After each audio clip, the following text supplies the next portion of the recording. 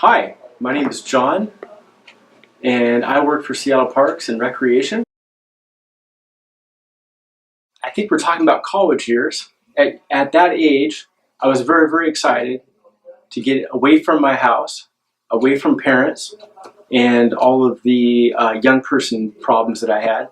And I went to school at University of Washington. I joined a fraternity. I was probably balancing work, a little bit of sleep, and a lot of partying. And I started off in statistics, and because I liked studying probability and scatter plots and graphs, and using that for marketing purposes. And I ended up graduating in economics because I had met a professor during my time there who I was really enamored with his tremendous intellect and the way that he viewed the world and the way that economics turns the wheels in all these different countries. I think that what I know now that I wish I had then is that some of the mistakes that I was really worried about making are part of a process toward getting to a better place.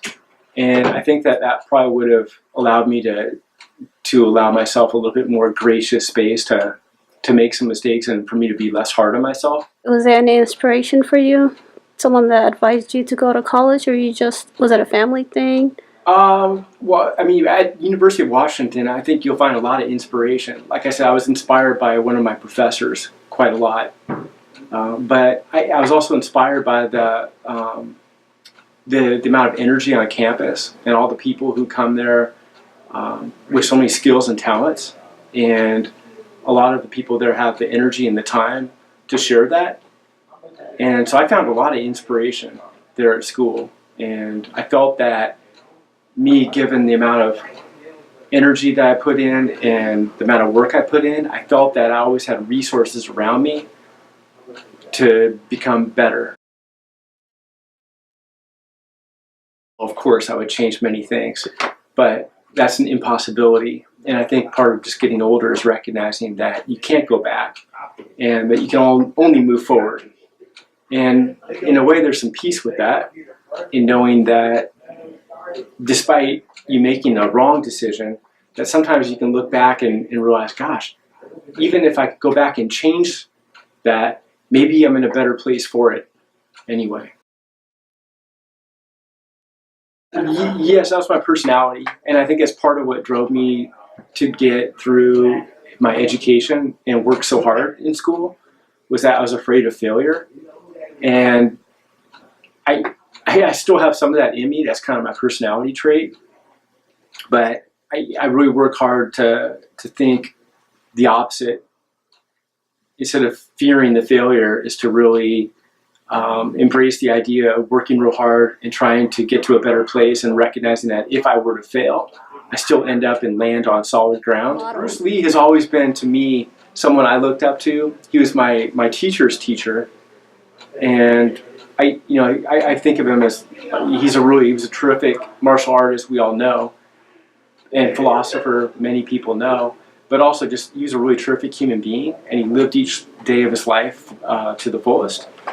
And so I really try to emulate some of that and then live with intention each day, not just sleepwalk through life. I really, really enjoy the work I'm doing. I've been working in Seattle Parks for 10 years. My background is in golf. I'm a PGA golf professional. The parts of the golf business that I really enjoyed the most were the people and the community.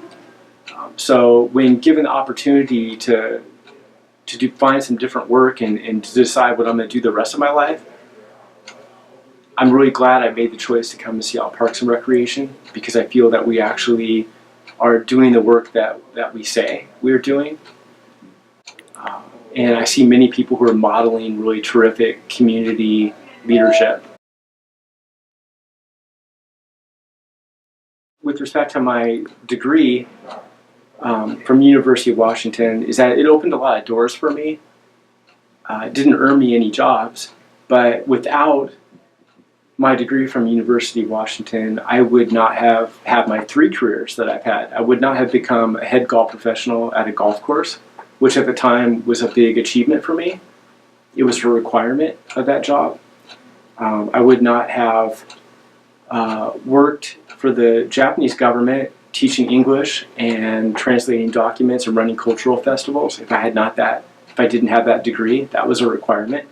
And in my position now, it's also required to have a degree or years of service doing that same work. I think it allowed me that entry point in that sense. And then also just day-to-day tasks. All your heart to go after things, not recklessly, but not leaving anything on the table, to really go after the things that you feel you might want to do, and to always have a path that you feel that you're on. Because even if that path isn't the path, it will open up doors to you later. I once had a quite older gentleman at the golf course come up to me and tell me, he asked me, do you want some advice from somebody who is about to die? And he was probably 6 months older than water.